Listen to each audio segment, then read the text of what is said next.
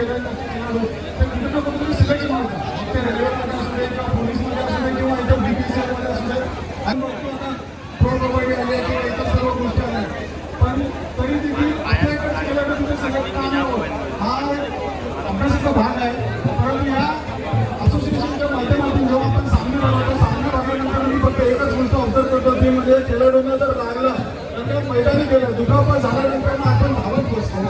धावत बसल्यानंतर मग त्याला येणारा खर्च आणि तो खूप ठीक आहे. त्यांची जी तरुण असते ती प्रत्येकाची खूप वेगळी असते.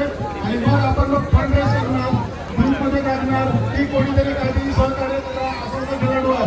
पण एखादा खेळाडू जेव्हा कोण म्हणजे नामांकित असेल तर त्याला ती फंडिंग कशी पद्धतीची येते. पण जर एखादा खेळाडू जर हा गुणगाडी नसेल किंवा तेवढा हे नसेल पटाईत नसेल तर त्याची जबाबदारी कोण घेईल. तर याच्यासाठी जेव्हा जेव्हा आपल्या विभागातील लोकप्रतिनिधी असतील नव्हे तर मी बोलतो जेवढे आपण सामना बनवतो त्या सामना बनवण्यामध्ये जे कोणी आपले दानशूर व्यक्ती असतील त्यांनी प्रत्येकाच्या संस्थांमधून 2-2, 4-4 हा कायमस्वरूपीचा विमा किंवा वार्षिक विम्यासाठी उपाययोजना केली पाहिजे. बाकी जर आपण बघतोय की एखादी जर संघाची बक्षीस जर 10,000 आणि 15,000 रुपये जर येत असेल तर त्या संघाला 5-50,000 रुपये आपल्या खेळाडूंसाठी खर्च करायला कमी वाटू नये.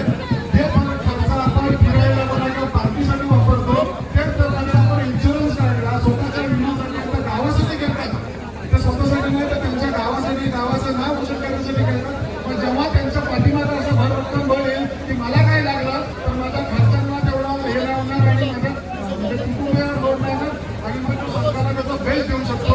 आणि तो खेळाडू जेव्हा पुढे जाईल तेव्हा त्याला एक बरोबर की नाही मग त्या खेळाडूंना एक धीर मिळेल. तर याच्यावरती अशा सर्व संघाने एकत्र आलं पाहिजे. या असोसिएशननी किंवा पंचांनी पंच कमिटीने देखील याच्याबद्दलचा सकारात्मक भूमिका आहे ते देखील वारंवार खेळाडूंना सांगत असतो. सर्व संघ मालकांनी याची विनंती आहे.